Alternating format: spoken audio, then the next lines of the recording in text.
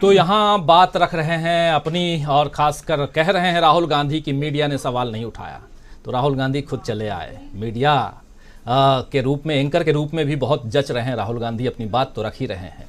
तो दोस्तों आइए आज न्यूज़ पॉइंट में इन्हीं तमाम बातों की चर्चा करेंगे और समझने की कोशिश करेंगे कि क्या कांग्रेस के अधिवेशन से पहले ईडी के ये छापेमारी जो है वो बीजेपी की हताशा को दिखा रही है या कुछ और है। और सबसे बड़ी बात कि आखिर ये बेचैनी क्यों है, क्यों बेचैन है बीजेपी, ये जो सब कुछ चल रहा है क्या बीजेपी की बेचैनी है या ये आरोप है कांग्रेस की तरफ से, जरा समझने की कोशिश करते हैं। हमारे साथ कुछ वरिष्ठ साथी जुड़े हुए हैं, उन सब से आपका परिचय करवाऊं, आगे बढ़ें। बहुत कुछ है आज इस पिटारे में और सबके पास चलते हैं। आइए जरा स्क्रीन पर ले आइए हमारे तमाम साथी जो जुड़े हुए हैं हमारे साथ में, उन सब से आप सबका परिचय करवाता हूं। और आप तमाम साथी जो अभी तक जुड़े हुए हैं इस कार्यक्रम में, आप सबका तहे दिल से स्वागत करता हूं, इस्तकबाल करता हूं। हमारे साथ इस वक्त 6 वरिष्ठ साथी जुड़े हुए हैं। इधर स्टूडियो में हमारे साथ जुड़े हुए हैं शकील अख्तर जी, आपका स्वागत करता हूं। हमारे साथ पॉलिटिकल एनालिस्ट के रूप में 2 साथी जुड़े हुए हैं, मीनू जैन जी हैं और प्रोफेसर अखिल स्वामी जी हैं, आपका स्वागत करता हूं। डॉक्टर प्रकाश हिंदुस्तानी जी और साथ में डॉक्टर दीपक पाचपोर जी और अमलेंदु उपाध्याय जी, आप सबका स्वागत है इस कार्यक्रम में। और स्वागत एक बार फिर से आप तमाम दोस्त साथी शुभचिंतक जो जुड़ चुके हैं, जो जुड़ने वाले हैं। आगे बढ़ाएं कार्यक्रम को और समझने की कोशिश करें। मीनू जी, सबसे पहले आपके पास आना चाहता हूं। ये जो कुछ चल रहा है, क्या ये हताशा कहें बीजेपी की या यही तरीका है राजनीति का?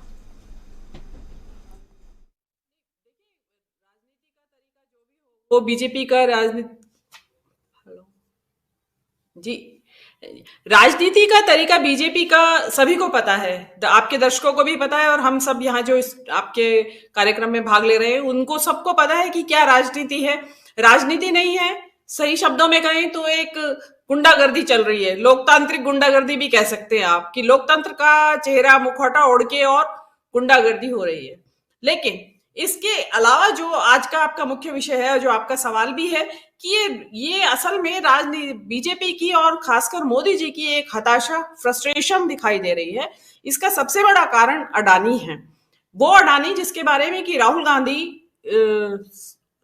अकेले नेता है विपक्ष के जो लगातार अडानी के बारे में हमलावर थे और अडानी की मोनोपोली, मतलब एकाधिकार, कि सारे धंधों के ऊपर, व्यवसायों के ऊपर, उद्योगों के ऊपर, एयरपोर्ट के ऊपर, पोर्ट के ऊपर, सुरक्षा के जो भी संबंधी जो भी कुछ उपक्रम है उनके ऊपर अडानी को कब्जा देना, वो उसके खिलाफ राहुल गांधी लगातार बोलते रहे। उसके बाद जब तक कोई असर लोगों के ऊपर इतना हो नहीं रहा था कि राहुल गांधी बोल रहे हैं, विपक्ष में हैं, बोलते रहने दीजिए। लेकिन हिंडनबर्ग की जो रिपोर्ट आई है वो मोदी जी के लिए एक बोल्ट फ्रॉम द ब्लू, मतलब आसमान से एक बिजली जैसे गिरी। मोदी जी को कभी सपने में भी कल्पना नहीं थी कि ये अडानी के खिलाफ कोई इस तरह की रिपोर्ट, और वो भी एक विदेश से, बाहर से आएगी, क्योंकि हिंदुस्तान के अंदर से तो आने का सवाल नहीं था। इस तरह की रिपोर्ट लाने का काम होता है, पत्रकारों का काम होता है। वो यहाँ पे उन्होंने सबको खरीद रखा है, मीडिया खरीद रखा है, तो वहां जो खोजी पत्रकार हैं उनका तो सवाल ही नहीं था। कोई लाता भी तो उसका जवाब नहीं दिया जाता, और या फिर उसका हश्र क्या होता ये आप सबको मालूम है। तो अब ये जो विदेश से आई है और उसके बाद वो रुकने का नाम नहीं ले रही है, उसके बाद एक के बाद एक के बाद एक जैसे मिसाइलें आती जा रही है बाहर से, तो उसका वो तैयारी बिल्कुल भी नहीं थी। जिसको कहते हैं कि इंग्लिश के पेपर की तैयारी करके गए थे, आ गया वहां पे इकोनॉमिक्स पेपर में, तो वो मोदी जी के लिए आ गया जिसके लिए मोदी जी वेल इक्विप्ड भी नहीं है। उनको ये फाइनेंस के विषय है, जो इकोनॉमिक्स के विषय है, मोदी जी उसमें लगभग शून्य है जानकारी उनकी। तो वो अपने तौर पे जिस तरीके से उसका फायर फाइटिंग कर रही है, मैनेजमेंट कर रहे हैं, वो आपने पार्लियामेंट में देख लिया। वो छाती कूट के, अपनी छाती पीट पीट के वो मैनेजमेंट कर रहे थे। वो कोई मैनेजमेंट नहीं होता, और प्रधानमंत्री की गरिमा के सर्वथा प्रतिकूल है, प्रधानमंत्री पद की प्रतिष्ठा के प्रतिकूल है जो उन्होंने संसद में अपना बिहेवियर दिखाया।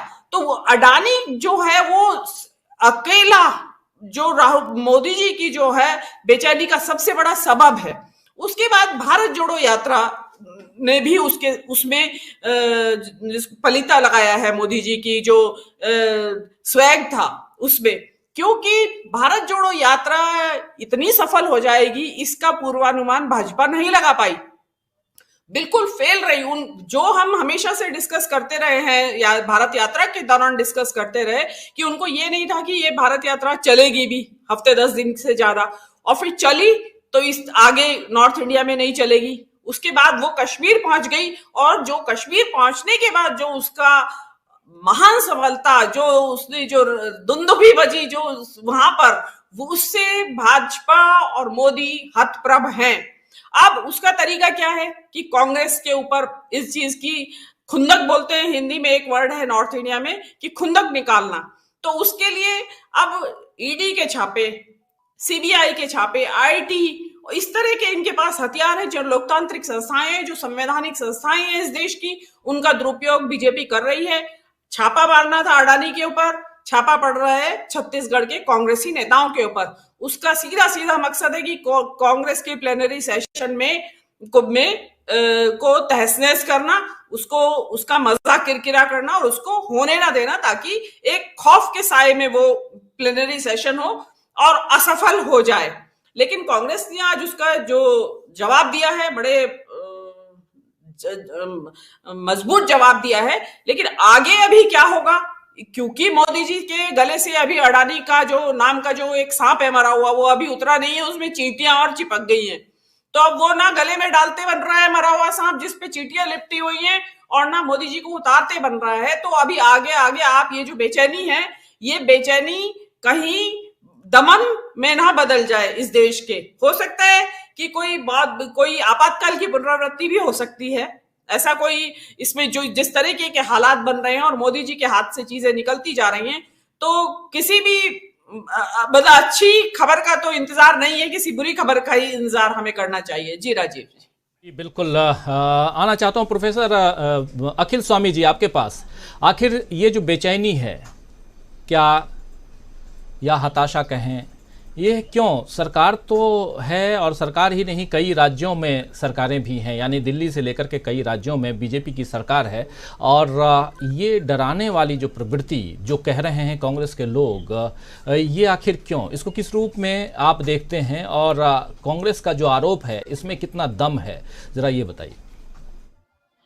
देखिए राजीव, लगता है अडानी प्रकरण जो रेत की तरह हो गया है, सैंड की तरह।